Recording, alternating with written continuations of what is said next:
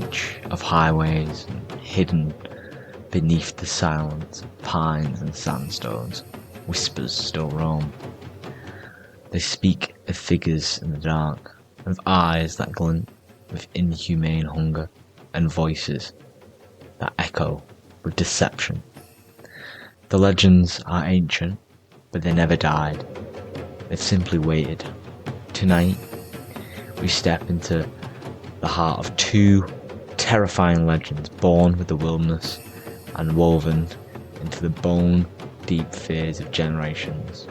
Our first, Skinwalker. Our second, the Wendigo. These stories cling like land fog, thick and suffocating, impossible to ignore. Are they just myths, designed to teach a moral lesson? Or are they warnings, etched in blood and memory, about creatures that still prowl the edge of civilization? Let's find out. Every legend has its birthplace, a moment when the mundane word collided with something primal. For the Navajo, the Skinwalker is more than just a tale. It's a living, breathing threat. The word, and I'm going to butcher this, Lushi means with it he goes on all fours. But it's not just a man who becomes a beast. It's a witch, a person who has to embrace so fully moral boundaries. The most heinous act imaginable. The ritualistic murder of a family member. The act severs and aligns the killer to a dark power. Once transformed, the Skinwalker can assume the form of animals, wolves, coyotes, birds of prey, but never perfectly. There's always something wrong, too intelligent, too stiff, a stench of rot or sulphur that clings to them like a second skin. The Wendigo, on the other hand, emerges from a vast, frigid wilderness of the Anglo-Queen speaking tribes, Cree, Ajubi, and others scattered across Canada. The creature is not born of choice, but of necessity, twisted in damnation, a human stranded in a brutal winter, turns to cannibalism to survive and reborn. A Wendigo, emaciated, towering, eyes glowing with starvation. Its body becomes a mockery of life, its soul consumed by hunger that can never be satisfied. While Skinwalkers choose evil, the Wendigo is caused by desperation. Both reflect primal fears, betrayal, starvation, and losing what makes us human. To understand these monsters, you must know what they're capable of. Skinwalkers are more than shapeshifters, they're masters of illusions, able to mimic, to lure victims. Imagine camping alone and hearing your mother's voice call out from the darkness when she's hundreds of miles away. It's not just mimicry, that's psychological warfare. They also possess supernatural speed, endurance, and agility. Some legends claim they can outrun vehicles. Others say they can scale cliffs just by leaping between rocks. Their strength is terrifying, but it's their mind games that make them truly dangerous. They mark their homes with symbols, induce sickness from a distance, and steal pieces of clothing or hair to create death curses. If you know the true identity, the human beneath the monster, and speak their name aloud, some say their power goes, but uncovering the name is no easy task. The Wendigo's abilities are more physical, but no less horrifying. It's always growing, stretching, taller and thinner with each victim. Some accounts describe it as 15 feet tall, with limbs like tree branches and a stench that kills plants. The Wendigo It's death incarnate. It freezes everything it touches, kills without mercy, and eats without end. It doesn't need to sleep. It doesn't need to rest. It moves with supernatural speed, especially in the deep snow, and leaves behind nothing but bones and terror. Some say its heart is frozen solid, unmelted, unfreezing. Others say it burns with fire, consuming everything in its path.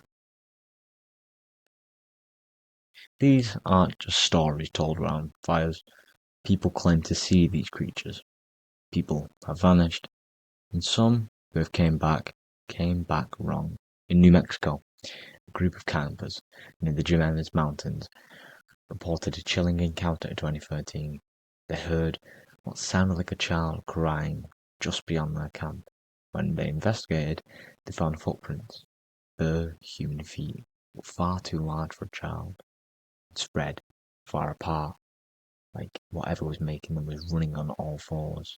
That night, their camp was torn apart, nothing was stolen, but the food was scattered, the tent slashed, and a pendant one of them wore was found buried deep in the ashes of the campfire.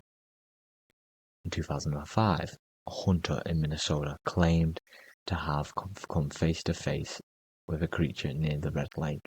He described it as gaunt, with skin stretched tight over bones, and eyes that glowed faintly blue in the dark.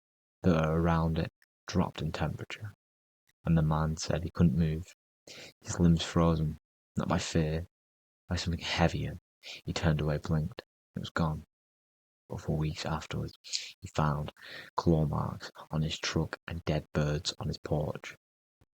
More recently, hikers in Montana, Bitterroot Range, shared a video of what they believe to be a skinwalker.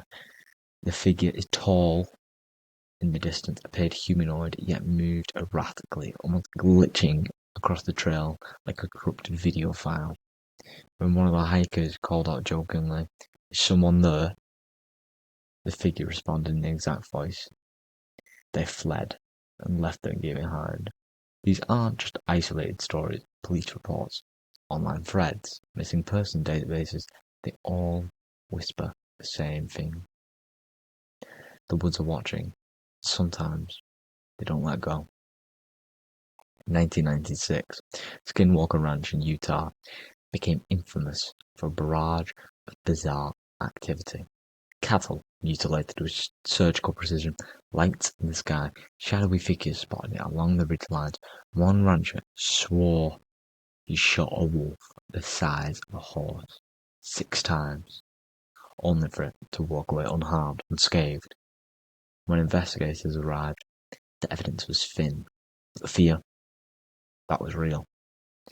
In Arizona, a man reportedly being chased through the desert by something that shifted between human and beast. He'd stop and hear panting behind it, always just out of sight. That night, something scratched on his windows. His dogs refused to go outside for days. In 1878, the case of the Swift Runner shocked Canada. A Cree man, strong and respected, was left to care for his family during a harsh winter. When surprise ran low, he snapped. He murdered and ate his wife and children. Despite no training post, he confessed, not as a killer, but as a man overtaken by the Wendigo. The authorities didn't buy it. They hanged him.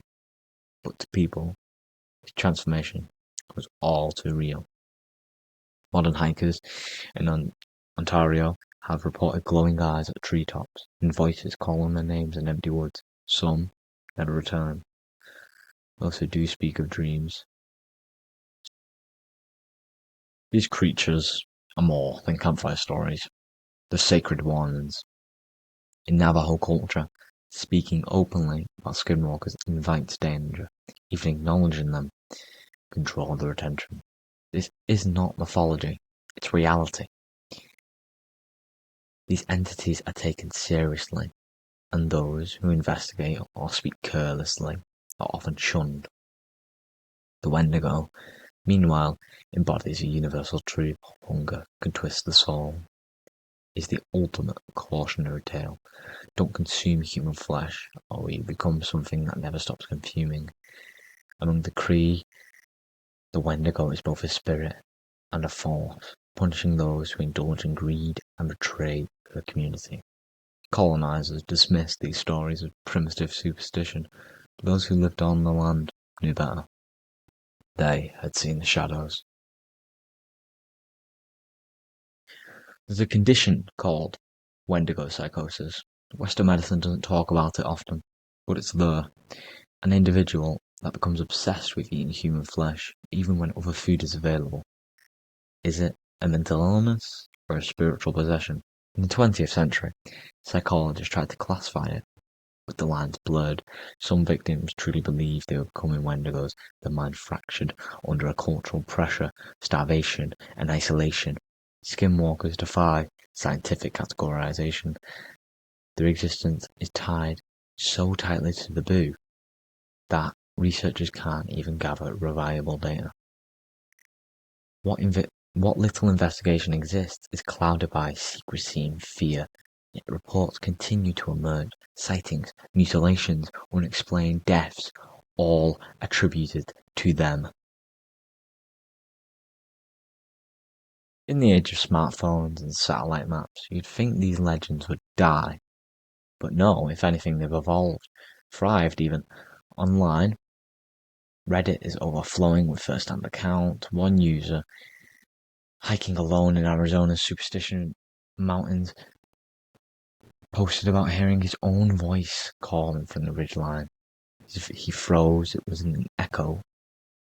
It was clearer, closer, like someone or something was mimicking him.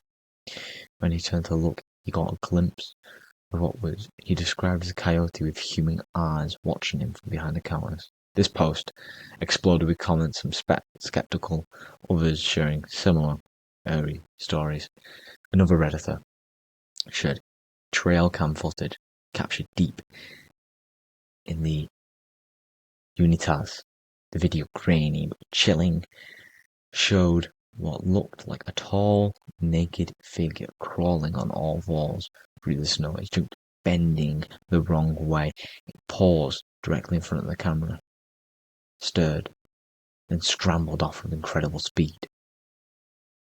TikTok creators have jumped in, turning fear into viral content.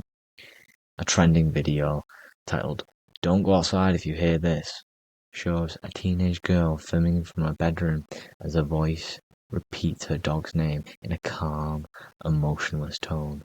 Long after the dog had been brought in, she swears no one else was home. The audio is gutting.